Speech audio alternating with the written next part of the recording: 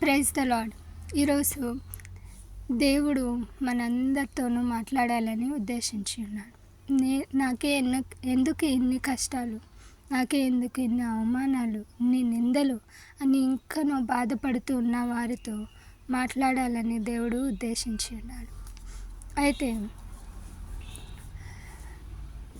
2011 నుండి 2025 వరకు ఒక అమ్మాయి పడిన స్ట్రగుల్స్, ఈ 14 సంవత్సరాలు అమ్మాయి ఎంతగా స్ట్రగుల్ పడిందో మీతో మాట్లాడాలని, మీతో షేర్ చేసుకోవాలని చాలా సంతోషంగా ఉన్నాను. 2011లో అమ్మాయికి హార్ట్ సర్జరీ జరిగింది. అయితే హార్ట్ సర్జరీ అయ్యాక కళ్ళు తెరిచినప్పుడు అమ్మాయికి ఒక ఆత్మ కనిపించింది, ఒక స్పిరిట్. ఆ స్పిరిట్ స్వరము వినిపించింది. ఆ స్పిరిట్ ఏమని మాట్లాడాడో తెలుసా? నేను నీకు తోడై ఉన్నాను. ఇది కల్పితాలు కాదు, సత్యము.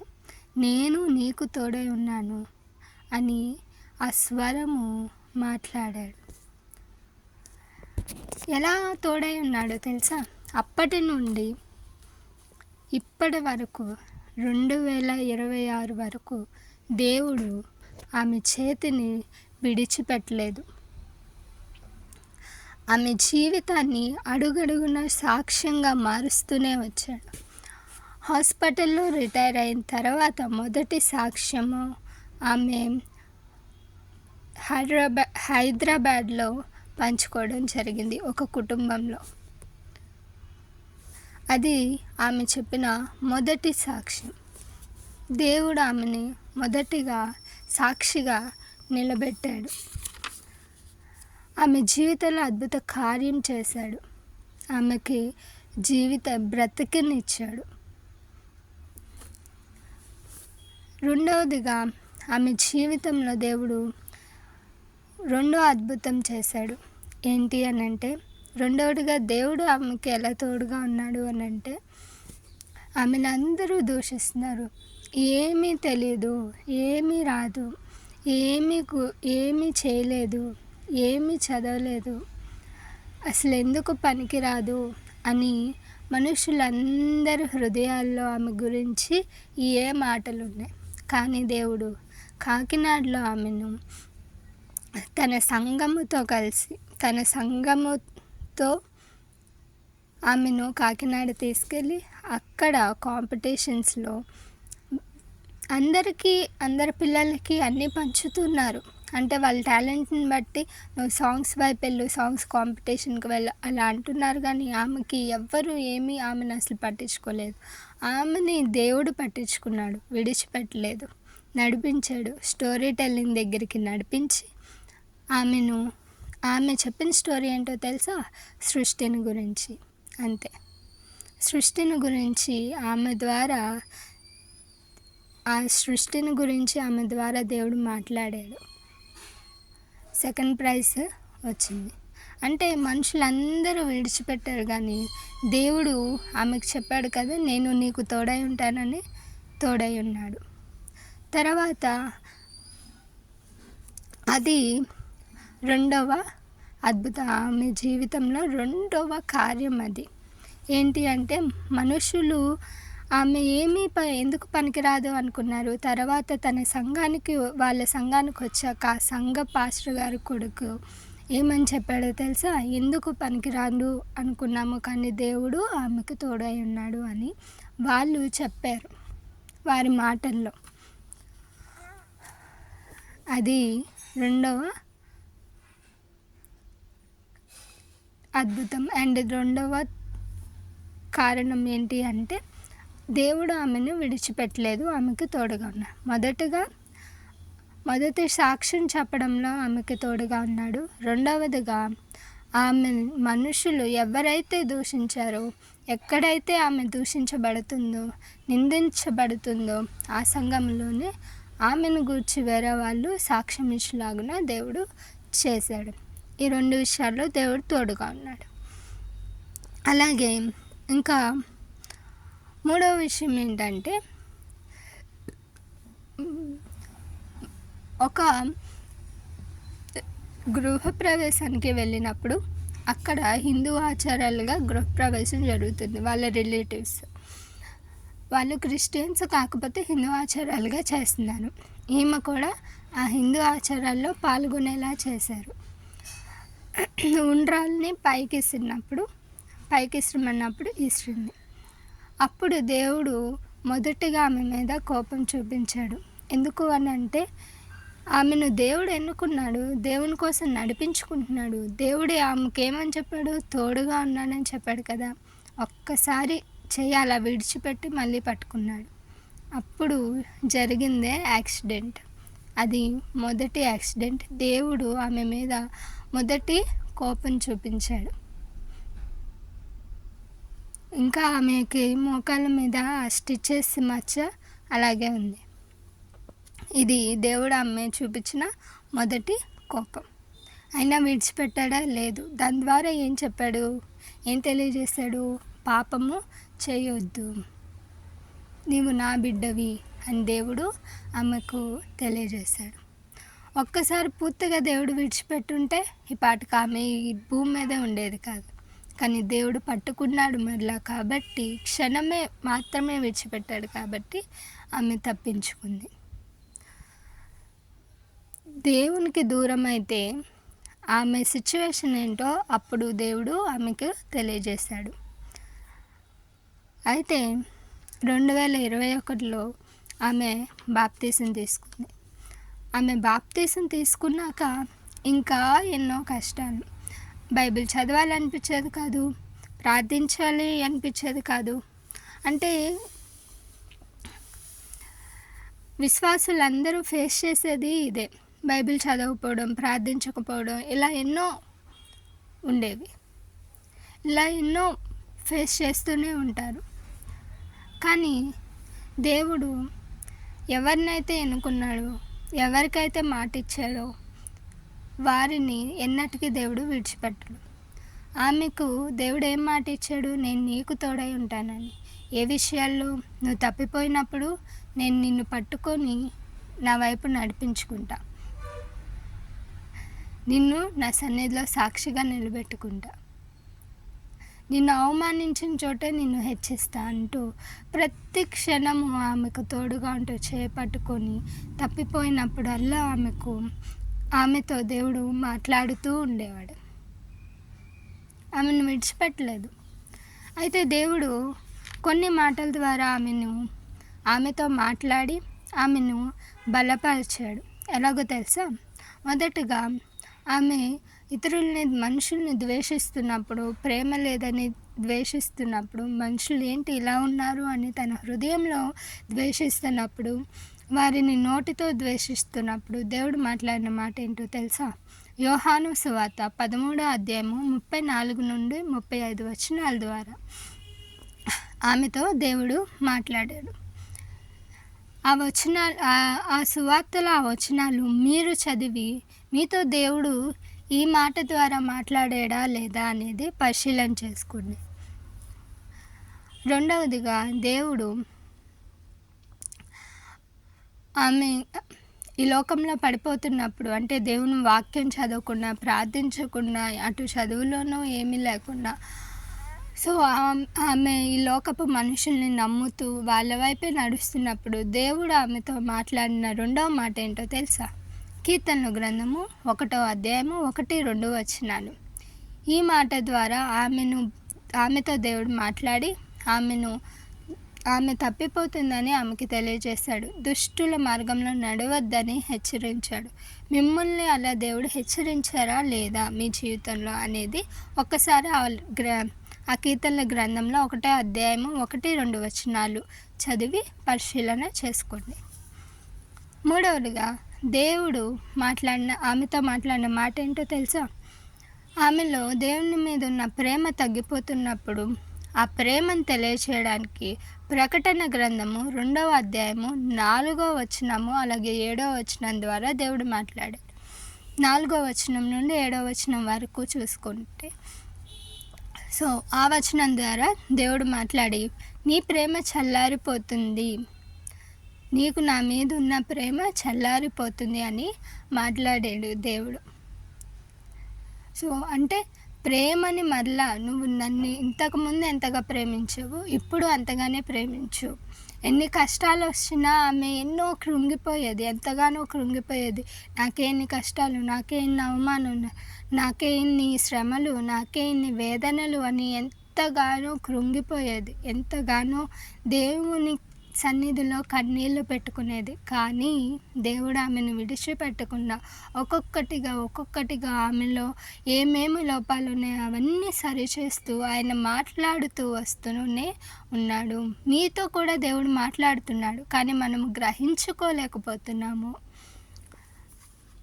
ప్రకటన గ్రంథం ద్వారా 2వ అధ్యాయము 4వ వచనం ద్వారా మీతో దేవుడు మాట్లాడాడా లేదా అనేది పరిశీలన చేసుకోండి.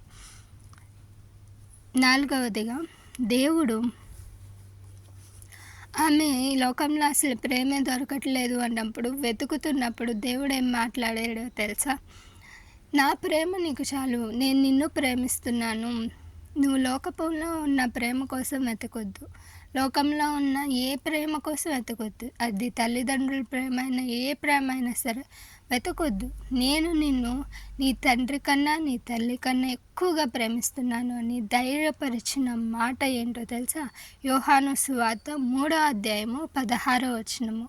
ఈ మాట ద్వారా దేవుడు మీతో మాట్లాడాడా అనేది పరిశీలన చేసుకోండి. ఇవన్నీ దేవుడు నాతో నేను ఒంటరిగా ఉన్నప్పుడు, ప్రార్థన చేసుకున్నప్పుడు, నా హృదయ ఆలోచనను బట్టి నాతో దేవుడు మాట్లాడిన మాటలు.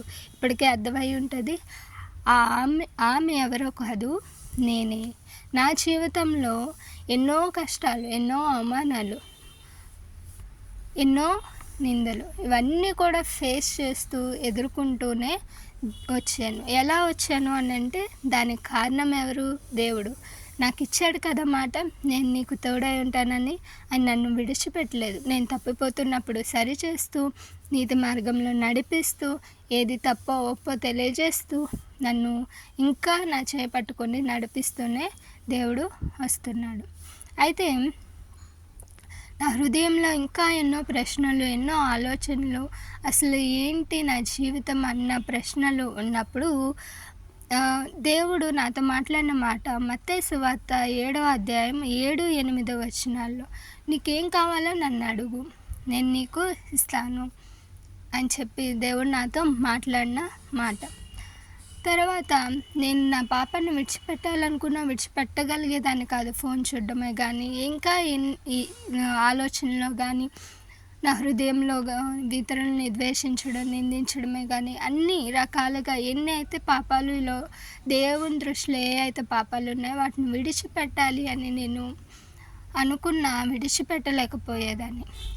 అప్పుడు దేవుడు నాతో మాట్లాడిన మాట ఎఫెసీ పత్రిక 6వ అధ్యాయము 10 నుండి 18 వచనాల ద్వారా దేవుడు నాతో మాట్లాడాడు. సర్వాంగ కవచము ధరించుకోమన్నాడు.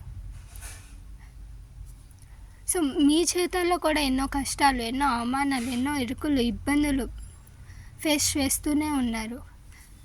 మీతో దేవుడు రోజు మాట్లాడుతున్నారు. అది నువ్వు గ్రహించుకుంటున్నావా లేదా అనేది ఒక్కసారి పరిశీలన చేసుకో. తర్వాత నేను నాలో లోపాలని సరి చేసుకోకుండా ఇతరుల్లో లోపాలు వెతుకుతున్నప్పుడు, నా హృదయంలో ఇతరుల్లో ఉన్న లోపాలని వెతుకుతున్నప్పుడు, వాళ్ళు ఇలా చేస్తున్నారు, వాళ్ళు ఇలా జీవిస్తున్నారు అని వెతుకుతున్నప్పుడు దేవుడు నాతో మాట్లాడిన మాట మత్తయి సువార్త 7వ అధ్యాయము 3 నుండి 5 వచనాలు. మన కంటిలో ఉన్న ధూళిని మన కంటిలో ధూళి పెట్టుకొని ఇతరుల కంటిలో ఉన్న నలిసిని ఎతకడం అనేది చాలా తప్పు అని దేవుడు నాతో అప్పుడు మాట్లాడాడు. అయితే తర్వాత నేను దేవుని కోసం ఎంతగానో తప్పిస్తున్నాను. దేవుని వైపే నడవాలి, నాకు అసలు చదువుకోవడాలి ఏమీ ఇష్టం ఉండవు. దేవుని వైపే నడవాలి, దేవుని పని చేయాలి, దేవుని వాక్యం చెప్పాలి, దేవుని కోసం నిలబడాలి, కనీసం ఒక్క ఆత్మనన్నా దేవుని కోసం నేను మార్చాలి, ఒక్క ఆత్మనన్నా మార్చాలి. ఇదే ఆలోచన, ఎందుకో తెలియదు, ఇదే ఆలోచన దేవుని వైపే ఉండాలి, దేవుని కోసమే బ్రతకాలి, దేవుని కోసం అన్నీ విడిచిపెట్టేయాలి అని చెప్పి దేవుని వాక్య ప్రకారమే జీవించాలి అన్న ఆలోచన తప్ప ఇంకోటి ఉండేది కాదు. అప్పుడు దేవుడు నాతో మాట్లాడిన మాట యెషయా గ్రంథము 40వ అధ్యాయము 31వ వచనము. నీవు యెహోవా కొరకు ఎదురు చూసినట్లయితే అప్పుడు పక్షిరాజు వలె పైకి ఎగురుతావు అని. పక్షిరాజు యవ్వనంగా మరలా మారాలి అని అంటే ముందు దానికున్న ఈకలన్నిటిని పీకేసుకొని ఆ ముక్కు నీకు బండకేసి బాధేసుకొని ఎంతగానో గాయపరుచుకొని తాను బాధ పెట్టుకొని తర్వాత ఒక్క ఈక కూడా ఉండకుండా తన శరీరం మీద తీసేసుకున్న తర్వాత దానికి యవ్వనం మళ్ళీ క్రొత్త ఈకలు ముక్కు వస్తుంది. అప్పుడు అది మళ్ళా యవ్వనంగా మారుతుంది. అది మళ్ళా క్రొత్తగా జీవిస్తుంది. అదే దేవుడు నాతో చెప్పాడు. అంటే ఏం మాట్లాడాడు అని అంటే, నువ్వు నా కోసం ఎదురు చూస్తున్నావంటే కష్టాలు పడాలి, ఈ కష్టాలు దాటాక నీకు సంతోషాన్ని ఇస్తాను అని దేవుడు మాట్లాడాడు. ఆ పక్షిరాజు ఎలా అయితే గాయపరుచుకుందో, క్రొత్తగా బ్రతికిందో క్రొత్త జీవితం కోసం, మనం కూడా ఏం చేయాలి అని అంటే దేవుని కోసం అన్నిటిని విడిచిపెట్టేయాలి. దేవుని కోసం అన్నిటినీ అంటే మనలో ఉన్న పాపాన్ని మెయిన్గా విడిచిపెట్టేసి దేవుని కోసమే బ్రతకాలి, దేవుని కోసమే పరితపించాలి. అప్పుడే మనము ఆశీర్వాదాలు అనేవి చూడగలం. 2011 నుండి 2024 వరకు ఈ 13 సంవత్సరాలు దేవుడు నాతో చాలా విధాలుగా మాట్లాడాడు. అయితే 2023లో ఈ మధ్యలో ఈ 2023లో చాలా దుఃఖం, చాలా బాధ, స్నేహంలో మోసం, ఎన్నో ఎన్నో ఎన్నో చూశాను కష్టాలు. అయితే చాలా బాధలో దుఃఖంలో ఉన్నప్పుడు ఈ 2023 సంవత్సరం అంతా కూడా ఫాస్టింగ్ ఉండి కఠినంగా, చాలా అంటే చాలా కఠినంగా ఫాస్టింగ్ ఉండి నేను సంపాదించుకున్నది నా హయ్యర్ ఎడ్యుకేషన్. అక్కడికి దేవుడు ఎందుకు నడిపించాడు అని అంటే, అక్కడ నాకు దేవుడు ఆయన నా కోసం ఏర్పరిచిన స్నేహితుల్ని పరిచయం చేయడానికి, అక్కడ స్నేహితుల్ని పరిచయం అయ్యాక దేవుని కోసం ఎలా విడిచిపెట్టి బ్రతకాలి, పాపాన్ని ఎలా విడిచిపెట్టి బ్రతకాలి అనేది నాకు పూర్తిగా అర్థమైంది. ఆ తర్వాత 2025లో దేవుడు నాతో ఎంతగానో మాట్లాడాడనమాట. అయితే నేను ఈ మధ్యలో చాలా ఆలోచించుకున్నాను. 2025 మధ్యలో 2024 ఉంది కదా, ఈ 2024 అంతా ఆలోచన. అసలు నాకు ఎందుకు ఇన్ని కష్టాలు, ఎందుకు నేను ఎటువైపు వెళ్ళలేకపోతున్నాను, ఎందుకు నేను ఎటువైపు నడవలేకపోతున్నాను, దేవుని వైపే చూస్తున్నాను, దేవుని వైపే అడుగులు వేయాలనుకుంటున్నాను, ఆయన వాక్యాన్ని చెప్పాలనుకుంటున్నాను, ఎందుకు ఈ ఆలోచనలు అనేది నాకు అర్థమయ్యేది కాదు. అప్పుడు దేవుడు నాతో మాట్లాడిన మాట యోహాను సువార్త 15వ అధ్యాయం 16వ వచనం. దేవుడు నన్ను ఆయన పని కోసం ఏర్పరచుకున్నాడు. అందుకే అప్పుడు నాతో దేవుడు నేను నీకు తోడై ఉన్నానని మాట్లాడాడు. నేనైతే ఘోరమైన పాపిని, కానీ నన్ను మార్చుకునేది మాత్రం నా దేవుడే. అప్పటి నుండి ఇప్పటి వరకు నన్ను ఆయన విడిచిపెట్టలేదు. ఆ మధ్యలో 14 సంవత్సరాలు కూడా దేవుడు నన్ను ఎంతగానో పరీక్షించాడు, ఎంతగానో శ్రమలు ఇచ్చాడు. కొన్ని శ్రమలు నేను తెచ్చుకున్నాను. ఇలా ఎంతగానో దుఃఖము, ఈ 14 సంవత్సరాలు మొత్తం దుఃఖము, కన్నీళ్ళతోనే నిండిపోయింది నా జీవితము. కానీ దేవుడు నన్ను ఎప్పుడు విడిచిపెట్టకుండా నేను వెళ్ళిన ప్రతి చోట నన్ను హెచ్చిస్తూనే వస్తున్నాడు. ఈ 2025లో 14వ సంవత్సరంలో దేవుడు నాకు చేసిన వాగ్దానం ఏంటో తెలుసా? అపోస్తల కార్యములు 18వ అధ్యాయము 10వ వచనము. దేవుడు నన్ను ఎన్నుకున్నాడు కదా, ఇప్పుడు మళ్ళా దేవుడు నాతో మాట్లాడాడు. అప్పుడు నాతో మాట్లాడాడు. ఇప్పుడు 2011లో నేను నీకు తోడై ఉంటానని మాట్లాడిన దేవుడు దేనిలో నాకు తోడై ఉన్నాడు అంటే నన్ను మార్చుకోవడంలో, నన్ను నడిపించడంలో, నన్ను నన్ను ఆయన వైపు, ఆయన నీతి మార్గంలో నడిపించుకోవడంలో ఆయన తోడుగా ఉన్నాడు. ఆయన నన్ను విడిచిపెట్టకుండా ఏది తప్పో ఒప్పో అన్నీ తెలియజేస్తూనే వచ్చాడు. ఆ విషయంలో దేవుడు నాకు తోడుగా ఉన్నాడు, నన్ను మార్చుకునే విషయంలో. అలాగే 2025లో మరలా ఒక్కసారి దేవుడు నాకు వాగ్దానం చేశాడు. ఏంటి అంటే, నేను నీకు తోడై ఉన్నాను. ఈ తోడు ఏ విషయంలో అనంటే, ఆయన నన్ను ఎందుకు ఏర్పరచుకున్నాడో, ఎందుకు ఏర్పరచుకున్నాడు ఆయన గురించి ప్రకటించడం కోసం. నీవు అప్పుడు నాతో దేవుడు ఇప్పుడు నాతో 2025లో ఏం మాట్లాడాడు? అపోస్తల కార్యంలో 18వ అధ్యాయం 10వ వచనం ద్వారా, నేను నీకు తోడై ఉన్నాను, నీకు హాని చేయుటకు నీ మీదకి ఎవడునూ రాడు, ఈ పట్టణంలో నాకు బహుజనం ఉన్నది అని పౌలుతో చెప్పాడు. 9వ వచనం చూస్తే పౌలుతో నీవు మాట్లాడు అని చెప్పడం జరిగింది. అంటే దేవుడు నాతో ఏం మాట్లాడుతున్నాడు? నీవు మాట్లాడు, నువ్వు స్ట్రాంగ్గా మాట్లాడు, నా గురించి ప్రకటించు, నేను నీకు తోడై ఉంటానని దేవుడు నాతో మాట్లాడాడు. అందుకే ఈ 2025 సంవత్సరంలోనే నేను ఈ ఛానల్ అనేది మొదలుపెట్టాను. ఎందుకంటే దేవుడు మాట్లాడమన్నాడు. నాకు సపోర్ట్ చేసే వాళ్ళు ఎవరు లేరు, కానీ దేవుడు నన్ను మాట్లాడమన్నాడు, నేను ఆపకూడదు. కాబట్టే నేను ఇది స్టార్ట్ చేయడం జరిగింది. అలాగే ఈ 2026లో ఈ 15వ సంవత్సరంలో దేవుడు నాకు చేసిన వాగ్దానం ఏంటో తెలుసా? ద్వితీయోపదేశ కాండము 7వ అధ్యాయము 14వ వచనము, సమస్త జనముల కంటే ఎక్కువగా నీవు ఆశీర్వదింపబడదువు.